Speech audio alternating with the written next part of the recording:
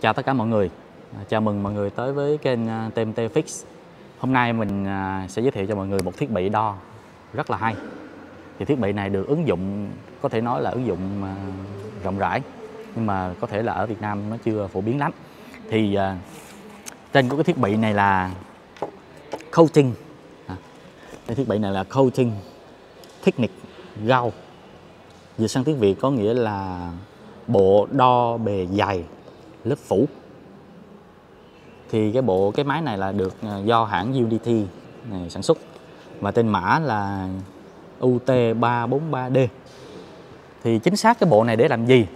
Chính xác bộ này để làm gì? Thì mình sẽ trả lời sau khi chúng ta tiến hành mở hộp ha. Rồi, chúng ta tiến hành mở hộp. Chúng ta cùng xem ở trong này có cái gì nha. Rồi. Rồi trong hộp này chúng ta có sách hướng dẫn. Ta có hộp đựng, có hộp đựng rất là chắc ở đây.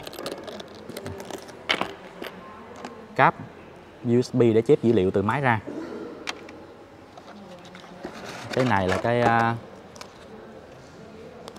là cái để mà chúng ta tiến hành cân chỉnh máy, cân chỉnh cái máy. Calip là cái máy đó mọi người ha. Rồi, ở đây. Rồi nhân vật chính, thẻ bảo hành, có thẻ bảo hành từ nhà sản xuất. Rồi nhân vật chính của chúng ta, máy này ở đây là mình đã bỏ pin sẵn rồi. Thì pin ở đây là pin thuộc cái loại pin không sạc, không thể sạc lại được. Nên mọi người chú ý nha, chúng ta phải xài cái pin mà không sạc lại được, tức là pin dùng một lần thôi. Thì cái máy này nó sẽ đo được cái bề dày, cái bề dày lớp phủ trên một cái vật liệu là nhôm hoặc là thép, nói chung là hợp kim, trên bề dày hợp kim. Thì hợp kim cho thân xe thì nó là hợp kim gồm sắt rồi nhôm, chrome đồ. Và chúng ta đo được thì chỉ đo được trên cái bề mặt kim loại thôi, còn cái nhựa thì chúng ta không thể đo được. Đó. Thì sau đây mình sẽ tiến hành đo thử cho mọi người xem. Rồi trước tiên chúng ta sẽ khởi động máy ha. Rồi chờ cho máy khởi động.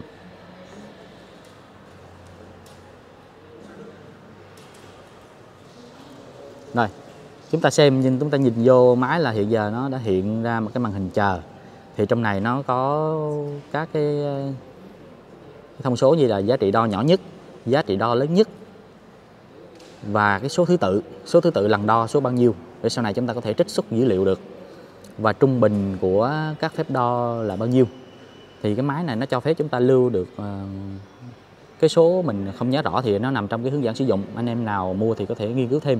Thì chúng ta có thể dùng cái cáp USB này, chúng ta chép dữ liệu từ cái máy này ra máy tính để chúng ta coi cái số liệu, nó gọi là chúng ta có thể có thống kê dữ liệu mà chúng ta đo được. Rồi về cái điều khiển thì ở đây chúng ta có nút nguồn và nút setting, nút tăng giảm. Rồi cái phần này thì các bạn có thể xem thêm trong cái hướng dẫn sử dụng. Rồi bây giờ chúng ta sẽ tiến hành đo thử. Nhưng mình sẽ kiểm tra thêm cái độ chính xác của máy nó như thế nào. Trước tiên mình sẽ kiểm tra xem cái độ chính xác bằng cách là ở đây chúng ta có cái miếng test. Chúng ta có cái miếng thử. Thì miếng thử ở đây mình sẽ xài cái miếng bằng tương tự như là cái thân xe.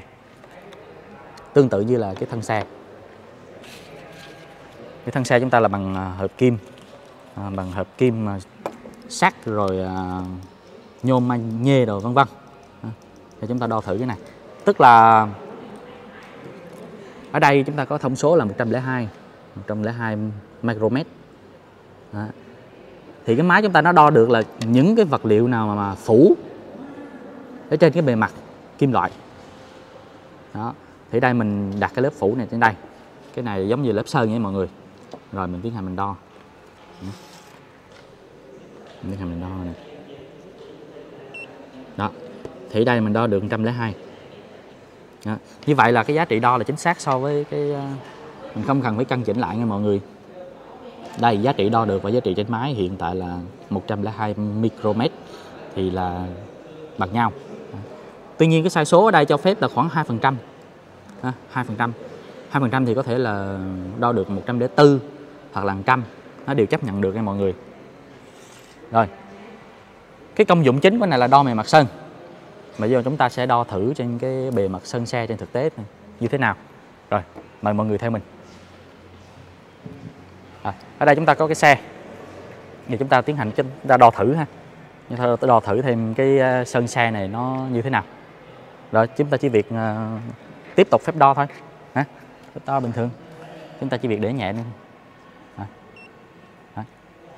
Như vậy sơn ở vị trí này nó có độ dài là 63,4 micromet. Rồi chúng ta đo chỗ khác thử xem. Chúng ta đo thử chỗ khác.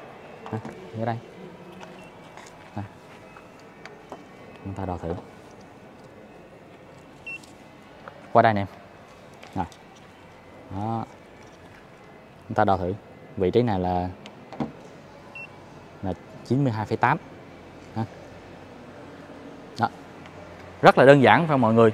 Thì cái thiết bị này nó sẽ giúp chúng ta là kiểm tra cái độ dài lớp sơn, mình coi thử là chất lượng sơn, bề mặt sơn của chúng ta như thế nào. Thì cái ứng dụng của cái máy này nó sẽ làm những cái việc, nó sẽ giúp ích chúng ta trong cái việc chăm sóc xe.